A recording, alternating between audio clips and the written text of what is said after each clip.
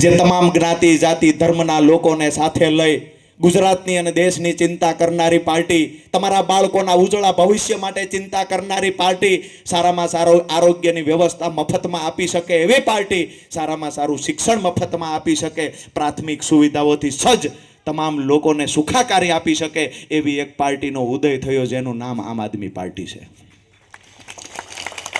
અમે ક્યારેય ચૂંટણીઓ ભૂતકાળની આવી છે, લડાણી હશે, ઘણી બધી વાયદા વચનો થયા. મને તમે એવું બતાવો કે સુરેન્દ્રનગરની અંદર વિકાસનું ખરેખર મોડેલ બતાવી અને ભાજપના નેતા મત માંગવા આવી શકે આવી કોઈ શેરી સોસાયટી છે ખરી? હા કે ના? હાકલો પડકારો કરીને ગયો, ધીરે ધીરે ના પાડે નહીં ભેગું થાય નથી. મહેબૂબ ખાન મલેક અહીંયા બેઠા છે. 2018માં એ અહીંયા નગરપાલિકાના સભ્ય હતા, વોર્ડ નંબર 2ના. એ જ્યારે સભ્ય હતા ત્યારે ક્યાંક ને ક્યાંક તમારા નાના મોટા કામ થતા હતા?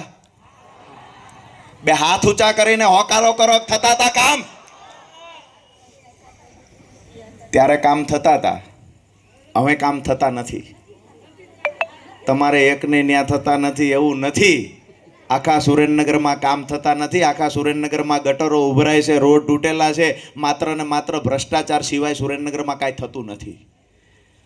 અહીંયા અમારી ટીમના સાહિલભાઈ અને મહેબૂબભાઈની આખી ટીમ જેને આ કાર્યક્રમને સફળ બનાવવા મહેનત કરી, આ ટીમનો આભાર એટલા માટે માનીશ કે ગુજરાત એક પરિવર્તનની દિશામાં આગળ વધી રહ્યું છે.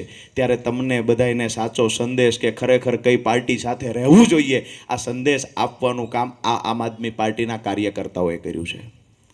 વાત હું આજે એ કરવા આવ્યો છું